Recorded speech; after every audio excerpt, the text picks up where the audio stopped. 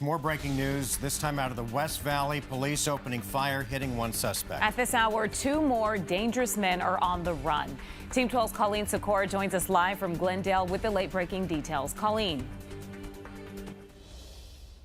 Yeah, it's still a very active investigation right now as they're still looking for those two suspects.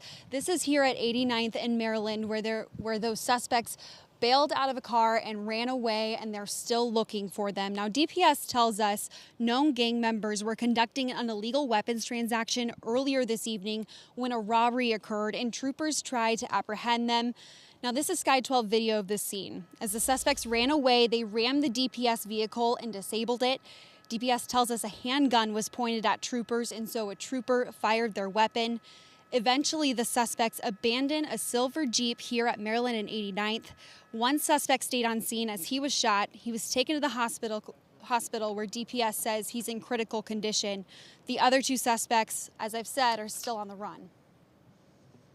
We're going to work diligently to be able to get these suspects into custody and hopefully be able to provide you more information related to the two outstanding suspects soon. Right now, this remains an active investigation, and our troopers were not injured during this incident. Now, again, this is still an active investigation. DPS as well as Glendale are working to find those two suspects. We're told that they are two men and they are working in this area. We've seen helicopters here. We've seen K-9 units out here as well as they work to find those two suspects. So stay with 12 News for the latest. We're live in Glendale. Colleen Sikora, 12 News at 10.